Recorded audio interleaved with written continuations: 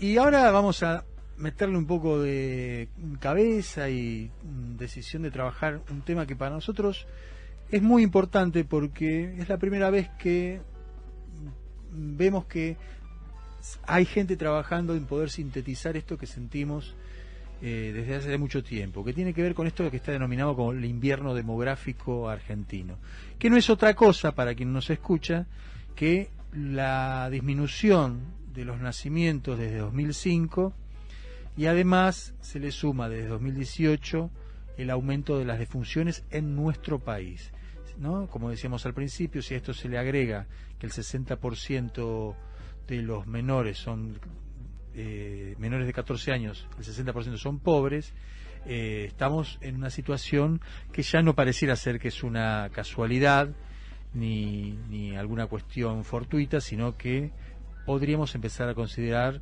cierto plan para estos países como el nuestro, que no son precisamente los países centrales.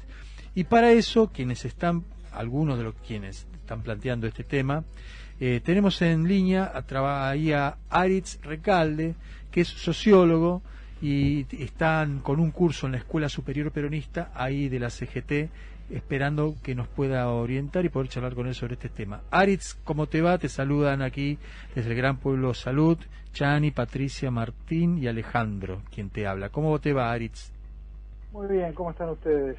Bien, bien, muchísimas gracias por contactarte con nosotros. Estábamos muy interesados en poder charlar sobre esto que es el invierno demográfico aquí en la Argentina. ¿Cómo se acercaron a esta temática y cómo es el estado de situación de este trabajo? Bueno, vos ya adelantaste algunos números. Esos números yo los tomo de un informe de estadísticas vitales que hace el Ministerio de Salud de la Nación, o sea, son números oficiales. Y si uno lo mira en una década y media para atrás, vos bien mencionado desde el 2005 en adelante, cada año nacen menos gente. Una cosa es increíble, ¿no? Para un país como el nuestro, con una tasa demográfica sumamente baja, un país prácticamente despoblado, y cada año nazcan menos que el año anterior. Es una cosa realmente digna de analizar. Incluso en los últimos años, eso que viene el proceso del 2005, baja la tasa de natalidad por familia, de fecundidad, cuántos hijos se mide, la cantidad de hijos que tiene cada mujer en la República Argentina. En los últimos años se hizo mucho más evidente.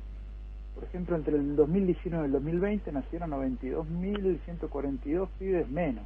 Un dato realmente increíble para que la gente tenga idea. Ya hacia el 2005 la cantidad de nacimientos eran algo así como casi 700.000.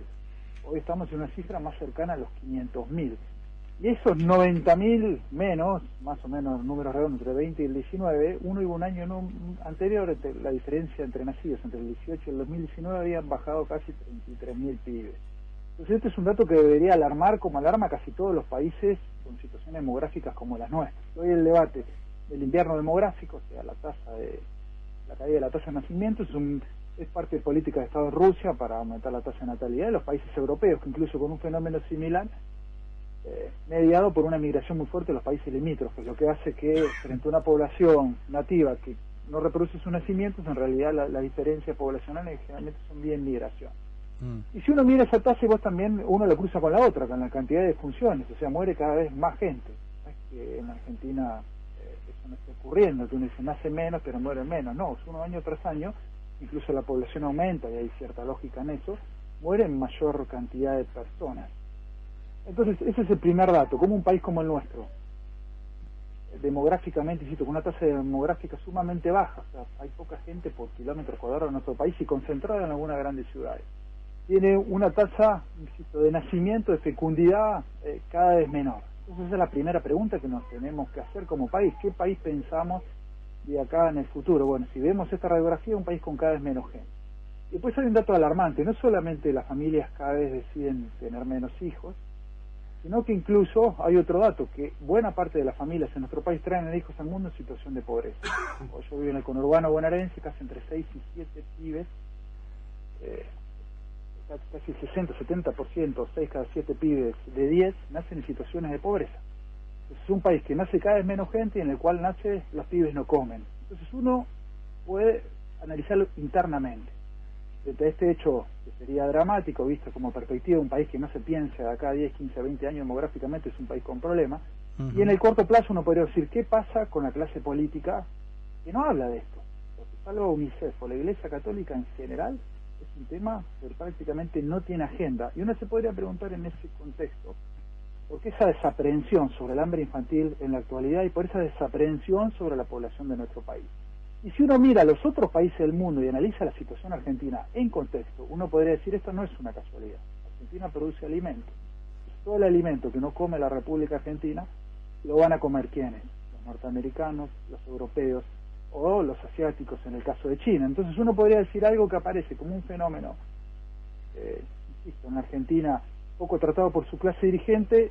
La hipótesis que yo manejo está estudiado por otras clases dirigentes y es parte de un programa internacional. Hay que quitarle al tercer mundo los nacimientos y a los que nacen no hay que darles de comer, ¿para qué? Para alimentar a los países del primer mundo. O sea, el hambre de los pobres en Argentina alimenta a los ricos del primer mundo. Esa es la hipótesis que yo al menos manejo.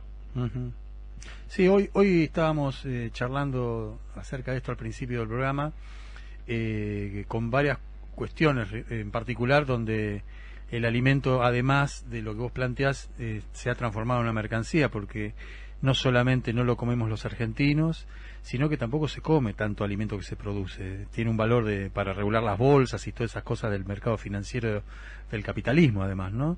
Bueno, sí, se ha convertido incluso en parte de las piezas de la especulación financiera. Que excedente financiero de dinero invierten en este tipo de actividad productiva. Dinero bien habido, mal habido, como es el caso del narcotráfico. O sea, hay excedentes financieros muy importantes y ¿en dónde los meten? Bueno, una de las formas de meterlo es un pool de siembra, en el caso nuestro, en la República Argentina. País que algunos dirigentes, yo los escucho hablar hace rato, que se enorgullecen que le puede dar de comer a 400 millones de personas, que no es demasiado. Escuchaba a un dirigente de la primera línea de la República Argentina que en una cumbre europea hablaba de la potencia alimentaria de la Argentina cuando su propio pueblo no comía. Sí, sí. Esto es un tema, diríamos, éticamente escandaloso, socialmente explosivo y nacionalmente peligroso, porque la generación que hoy come mal está condenada en lo personal, pero en lo social esa sociedad está condenada a estar atravesada por fenómenos terribles de violencia como hoy estamos viendo, porque los que vivimos en el conurbano y vemos lo que es la violencia, la ruptura de la comunidad, estamos viendo esos pibes que se crearon también en un contexto de pobreza hace una década. Entonces esto es una bomba que la Argentina lamentablemente parece que no está dispuesta a asumirla, por lo menos en agenda, digo, ¿no? Después, para poder resolverla, lo primero tenés que discutirla, de hoy ni siquiera se discute. Arit, y una cosita más, ¿hay alguna, en los estudios estadísticos y de las cifras, hay también alguna discriminación respecto de las zonas? Porque hemos podido recorrer algunas partes del país en las cuales estas cifras son más escandalosas aún, digamos, ¿no? Porque la concentración urbana ha dejado gran parte de nuestro territorio. Nosotros siempre planteamos, desde la FM Riachuelo, del Movimiento Popular Los Pibes, planteamos la lectura de que incluso áreas estratégicas como son las fronteras o alrededor de donde están la mayor cantidad de recursos hídricos o minerales, en particular son las zonas que están despobladas, ¿no? Y se concentra todo junto con la pobreza, como vos bien señalabas, en las grandes ciudades, digamos, ¿no? Bueno, sí, eso es un tema. Argentina no tiene una política de ocupación del territorio. En su momento Julio Argentino Roca en el siglo XIX lo pensó poniendo la frontera y creando cuarteles y escuelas públicas que llegaron hasta el sur de nuestro país, y en el siglo XX el peronismo creando industria, que es erradicando trabajadores y sus familias, que es la forma, podemos decir, moderna del nacionalismo popular, de poblar áreas del país que se consideran estratégicas, generando trabajo. Gobernar es generar trabajo. Entonces, hoy uno mira tanto el norte argentino como el sur argentino, la zona de frontera, están claramente despobladas. Y están despobladas, entre otras cuestiones, porque han fracasado los modelos económicos de desarrollo. Si uno iba a la política de ocupación territorial del peronismo, en el norte había producción de acero, y en el sur era un polo energético fundamental. Entonces eran políticas soberanas de ocupación integral del territorio a partir de la erradicación de los trabajadores en torno de estas mismas actividades, de lo que producían, de la industria y la producción nacional. O sea, hoy tenemos un país concentrado, como bien vos decías, principalmente en la provincia de Buenos Aires, que tiene el 40% de la población, y en algunos grandes centros urbanos. Y dentro de la misma provincia de Buenos Aires principalmente en la tercera sección electoral o en la primera sección electoral o el conurbano bonaerense, lo cual genera todos los problemas que nosotros conocemos, porque las grandes urbes tienen un montón de problemas: acceso a la vivienda, acceso a los servicios básicos, a la tierra. O sea, hoy estas grandes ciudades concentran un montón de gente y concentran los problemas. La mayoría de la pobreza está acá, la mayoría de las deficiencias de acceso a la salud está acá, la crisis más profunda del sistema educativo está acá. Hoy tenemos un país, insisto, que cae la tasa de natalidad, lo cual presupone que no hay una política de ocupación y de crecimiento demográfico planificada, sino al contrario, y hay una distribución totalmente anárquica de la población que se radica en grandes ciudades como la provincia de Buenos Aires, y estas grandes urbes acarrean casi todos los problemas sociales, los más graves de la República Argentina. Dentro de esto que estabas comentando, que estábamos escuchando tan atentamente, Aritz, obviamente hay una obediencia de parte de Argentina hacia un orden mundial. Se plantea desde esa perspectiva, donde se están cumpliendo las pautas y las especulaciones de un orden mundial. Ahora, si lo tenemos que explicar a nuestros vecinos, a nuestras vecinas, a nuestros compañeros, a nuestras compañeras en los barrios, en los territorios, ¿cómo es que ese orden mundial y esa disposición de esta reducción llega hasta nuestros territorios y se ve reflejado en esta poca esta poca cantidad de nacimientos en nuestros barrios y nuestros territorios específicamente? ¿Cómo es que se transmite desde ese orden que lo vemos, que es evidente, que es lo que maneja Europa, que es el tipo de política y de pensamiento que puso en jaque a Europa después, durante la pandemia? ¿Cómo se está transmitiendo hasta nuestros territorios? ¿Cómo llega ese mandato o esa orden global o ese orden mundial? El problema es la dirigencia, que tiene un desprecio, en general, la de todos los partidos. La dirigencia, un desprecio sobre la familia argentina. Por allá Eva Duarte, por los 50, decía: los únicos privilegiados son los niños. Y hoy los únicos perjudicados son los niños, o los más perjudicados son los niños. Y esto se vio incluso claro en el 2020, cuando se discute la ley de interrupción del embarazo. Uno tenía 600.000, 650.000 nacimientos, habían cerrado las guardas pediátricas de los hospitales, las embarazadas no tenían ecografía, las nenes no se vacunaban, las escuelas estaban cerradas, y no hubo ni una sola política por parte de los poderes ejecutivos de las provincias que hayan planteado: mirá, hay que proteger a las embarazadas y los nenes, como protegen todos los países en el contexto de crisis. ¿Y qué se planteó? Hay que proteger a los que no nacen, la decisión de no nacer. Entonces, ¿ahí qué es lo que ocurrió? Que prácticamente el 60-70% de los nenes nacidos en pobreza aumentaron su grado de desprotección. Embarazadas sin ecografías, embarazadas sin controles prenatales, partos hechos de cualquier manera, nenes, insisto, en situaciones terribles, mal comidos, mal alimentados. Incluso con posterioridad a la pandemia, se siguió planteando que el eje de la política en Argentina es el derecho a no nacer. Cuando en un país pobre, el privilegio es nacer en dignidad. Uno podría decir, un gobierno de un país pobre, ¿cuál es la igualdad social? Y que todos, ricos y pobres, puedan tener un hijo en las mismas condiciones. Es imposible. Entonces no hubo ninguna política en torno a esto. Y ahí uno se lo puede decirle fácilmente a un vecino que tiene hijos: mire, hermano, la peor crisis de la historia, en el momento de mayor fragilidad de la familia argentina, no hubo ni una sola política durante la pandemia y post pandemia, por ejemplo, de completar los calendarios de las vacunaciones de los pibes, de control de las embarazadas. Entonces me parece que hay en un sector de la dirigencia un desprecio o un olvido de la familia popular argentina.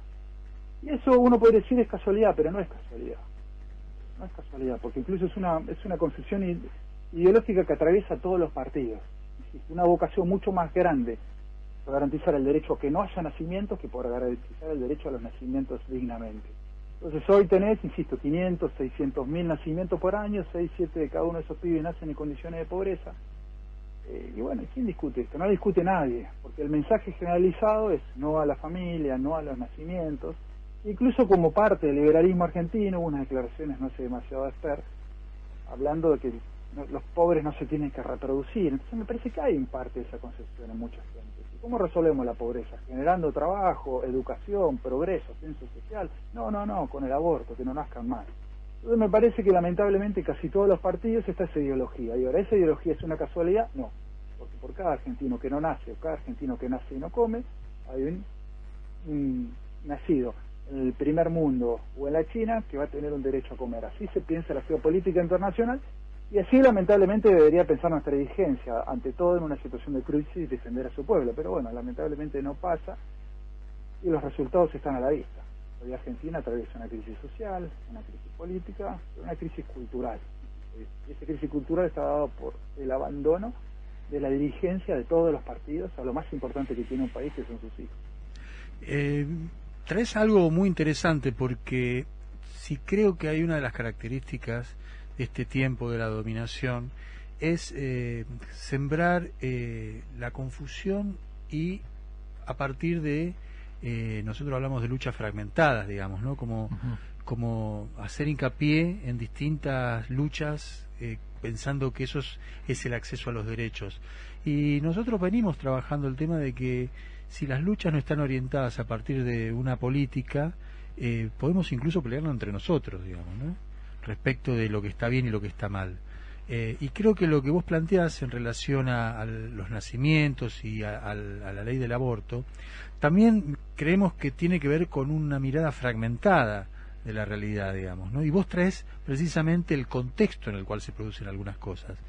No creo que estar muy seguro respecto de que en sí misma es algo, digamos, perjudicial la ley del aborto. Por el contrario, creo que ha puesto blanco sobre negro de una realidad y de una práctica habitual que venía siendo de un modo oscurantista y también corría riesgo la vida de las mujeres. Pero creo que, puesto en el contexto de la dominación, no hay que perder de vista que con eso no se logra la felicidad definitiva de nuestro pueblo, que eso es apenas un paso, digamos, ¿no? Que necesitamos, como vos muy bien señalás, necesitamos que los pibes que nacen puedan nacer dignamente, coman, vivan, se eduquen, y que sea además una bendición traer un niño a este mundo, y no con el criterio de lo europeo, donde un niño es un gasto, digamos, ¿no?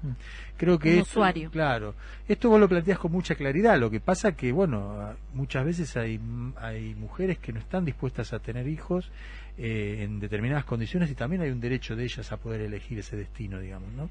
Pero creo que la discusión, si aborto sí, aborto no, nos llevaría precisamente a lo que te planteaba anteriormente, ¿no? A una discusión que termina favoreciendo la división dentro de una comunidad, la división dentro de un pueblo. Nosotros hemos tenido muchos líos con eso dentro del campo popular también, ¿no? Porque con la participación de la iglesia, si la participación sí, si no, digamos, y son, creo que, parte de una artillería comunicacional que apunta a la división de nuestro pueblo, digamos, ¿no?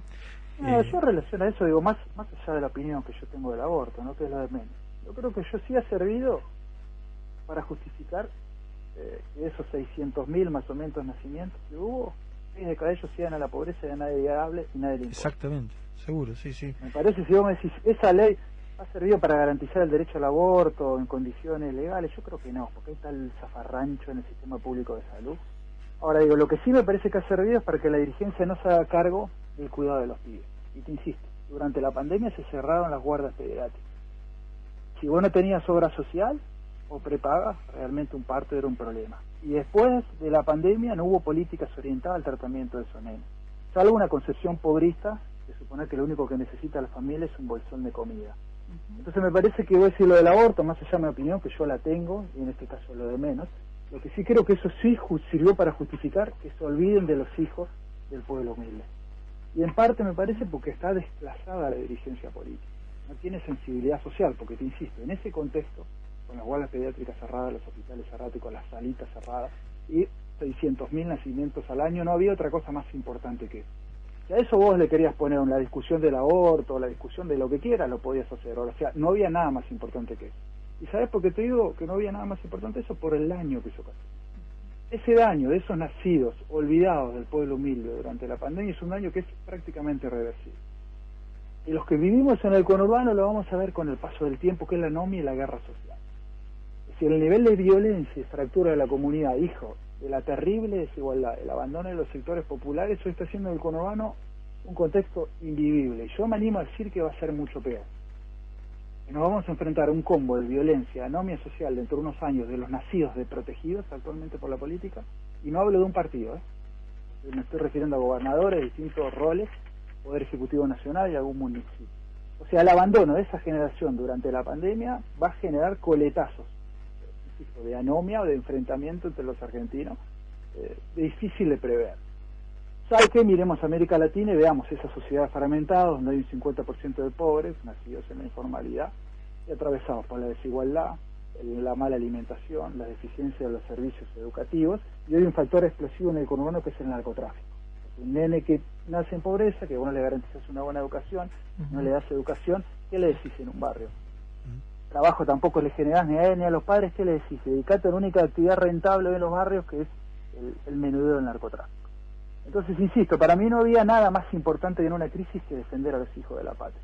¿Y por qué no nos hacemos cargo de eso? Porque encontramos una justificación para no hacerlo. Y para mí, en buena medida, la dirigencia fue lo del aborto. Entonces, se tenga insisto, la opinión que se quiera. Porque para mí esa discusión hubiera sido lógica si se cuidaba lo que había que cuidar, que era privilegiar a la familia argentina. Arit, al menos esa es mi opinión, ¿no? Arit, y en este contexto, nosotros antes de charlar contigo hicimos la correspondiente celebración al día de hoy, que es 1 de agosto, y celebramos aquí el Día de la Pachamama. Y renovamos nuestros votos de confianza y de esperanza para lo que nosotros consideramos que es la salida de nuestro pueblo, que es la lucha del pueblo organizado. ¿Cómo ves vos la posibilidad alternativa a este destino de muerte en el cual coincidimos en la mirada? ¿Qué idea nos acercás vos respecto de la posibilidad de cambiar este rumbo? Yo creo que es necesario, insisto, porque un país donde 6 de cada 7 pibes nacen en situación de pobreza moralmente es injustificable. Si yo digo esto no va a cambiar o no se puede cambiar, estaría condenando a muerte varias generaciones, que es lo que lamentablemente está pasando en la República Argentina. Entonces, yo digo, esto tiene que cambiarse, es innegable, porque si no sería, insisto, hoy el pesimismo es una forma de justificar esta desgracia. Ahora, lo que sí, tampoco por eso voy a ser ingenuo. La Argentina atraviesa este proceso de decadencia que lleva varias décadas y que no es propio de un partido. Uno mira la República Argentina, en el 74 había 800.000 pobres, hoy hay 20 millones. Completamente de acuerdo. Por 2 la población y 20 la pobreza. Entonces yo creo que, sin ser ingenuo, me parece que nosotros tenemos que trabajar para generar las condiciones del cambio. Y yo soy lo que sigo pensando, que el cambio se va a hacer con el pueblo, y con el pueblo en sentido amplio, sin hacer sectarismo. Las organizaciones sindicales, las organizaciones del empresariado nacional, las organizaciones religiosas, de la economía popular. Me parece que ahí está el reservorio de conocimiento, la agenda de problemas que faltan y el capital político para hacer una gran transformación. Y después todos nosotros que nos dedicamos al mundo de la cultura, yo al mundo universitario, ustedes a la radio, tenemos que tratar de acompañar ese proceso. Y hoy lamentablemente lo veo al pueblo bastante lejos del quehacer político, ¿no? Lamentablemente lo veo bastante lejos, o al menos de la toma de decisiones, ¿no? Porque política es siempre, ahora hasta yo veo distancia entre quien toma las decisiones y los representantes del pueblo libre. Bueno, quizás ahí esté también un poco la clave, ¿no? No podremos seguir esperando demasiado de esos representantes, ¿no? Por ahí hay una crisis muy seria de los partidos políticos. Insisto, si hoy no ve el fenómeno electoral que se dio entre el 19 y el 21, es muy parecido al del 99 y 2001. Los votos que perdió de la Rúa son los votos que perdió Alberto Fernández. Prácticamente es un déjà vu. O sea, hoy hay una crisis de credibilidad del sistema político que es sumamente parecida a la de la Rúa. En una crisis económica que se parece un poquito más a la de Alfonsín. En un contexto económico que se parece más a la de Kirchner, porque uno ve lo que valen los precios de exportación de la Argentina. Es increíble que la Argentina tenga problemas de divisas, deberían sobrar las divisas. Entonces me parece que hay una crisis muy fuerte del sistema político. Y la gente la expresó en las urnas. Insisto, lo que le pasó a Alberto Fernández en el caudal electoral es lo que le pasó a De la Rúa. Y eso es potencialmente explosivo. Entonces me parece que hay que refundar el sistema de partidos. Yo creo que este sistema de partido liberal, donde quien lo maneja es quien paga la pauta publicitaria, quien lo defiende, quien defiende la doctrina son los periodistas de las corporaciones. Ese sistema está muerto. Se va a meter a la Argentina en una situación mucho peor de la que está. Y me parece que si la Constitución dice son los partidos los agentes de transmisión entre la gente y el Estado, me parece que hay que darle vida a los partidos. Y yo en eso tengo una concepción más movimentista. A mí me gustaría ver los partidos con frente de juventud, sindicales, económico, religioso. Ahora está el tema del género, digo yo que sé, para cada partido le dará su fisonomía a ese proceso, pero me gustaría ver partidos vivos, porque ese sistema, insisto hoy, que convoca a la gente a poner los cartoncitos en la urna cada 2 años y después se olvida de la gente, me parece que está construyendo un escenario de enfrentamiento peligroso. Bueno, Si hoy uno mira a la Argentina, el escenario es temerario. 50% de pobres, partidos que no representan a nadie, un odio sideral sobre un sector de la política importante y factores distorsivos de la convivencia, como el narcotráfico. Bueno, ¿cómo se sale de esto? Insisto, reconstruyendo el sistema. ¿Cómo se reconstruye? Si la Constitución dijo a los partidos, démosle vida a los partidos. Bueno, algunos creemos que la Constitución no dice eso, que decía que el pueblo se gobierna, y alguien le agregó en letra chica solo a partir de sus representantes, digamos, ¿no? Entonces ahí... Totalmente, ¿no? Me parece que ahí tenemos... Seguro, pero... Habría que revisar un poco los papeles, porque me parece que alguien nos puso a los partidos políticos como una centralidad que no sé si estaría haciendo lo adecuado, como vos bien lo planteás, digamos, ¿no? Así que, Ari... Sí, seguro, es un debate interesante. Sí, claro que sí. Ari, te agradecemos muchísimo, sobre todo... ¿nos querés contar muy brevemente, porque tenemos que ir a la tanda, acerca de la Escuela de Formación Peronista allí en la CGT? ¿De qué se trata y qué dinámica tiene eso? Sí, mira, tal cual vos lo planteabas, es una escuela de formación orientada a los dirigentes de la Confederación General del Trabajo, participan unos 300 delegados gremiales, lo promovió el área de Juventud y Capacitación y lo apoyó el Consejo Directivo de la Central con apoyo total, y se retomó el esquema de la agenda, lo que era la Escuela Superior del Justicialismo del año 1951, y se actualizó un poco a la realidad de las últimas décadas y a la realidad del movimiento obrero. Son cursos que se dan cada 15 días en el edificio Felipe Vallese de la CGT, y se hace un recorrido sobre textos doctrinarios del peronismo, sobre textos vinculados a la cuestión económica del peronismo, a las realizaciones del peronismo. Son 8 módulos y el encuentro termina con un acto allá por el mes de noviembre con la entrega del certificado. Realmente la cosa viene funcionando muy bien, insisto, hay más de 300 delegados gremiales haciéndolo, con una participación masiva, que realmente creo que es una apuesta fundamental a reconstruir parte de lo que venimos discutiendo, ¿no? Totalmente. Una dirigencia con pies sobre la tierra, con compromiso doctrinario, con buena organización y con vocación de cambio, que eso también es lo que está faltando. Bueno, quizás para la próxima tanda podríamos incluir a la economía popular también, ¿no? Sí, claro, ojalá que la economía popular algunos delegados allí. Como hizo claro. O que la economía popular también proponga estos ámbitos, ¿no? Obviamente. No, seguro, pero la CGT y el Salón Felipe Valle son como las referencias históricas de la columna vertebral de nuestro país, del movimiento popular, digamos, encarado por los trabajadores. Así que te agradecemos nuevamente muchísimo la posibilidad de esta entrevista y seguramente vamos a seguir charlando sobre el tema de la natalidad, porque nos convoca, nos importa mucho y todo lo que hagamos por eso viene bien. Así que un abrazo grande desde aquí, desde el Gran Pueblo Salud, de la agradezco a ustedes la llamada y de todo el movimiento popular Los Pibes. Saludos, compañeros, hasta luego. Un abrazo. Pasaba por esto que es al Gran Pueblo Salud Aritz Recalde, sociólogo, uno de los docentes de la Escuela de Formación Peronista de la CGT, charlando con un tema muy sensible, que es el tema de la natalidad en un país ocupado y deshabitado como el nuestro.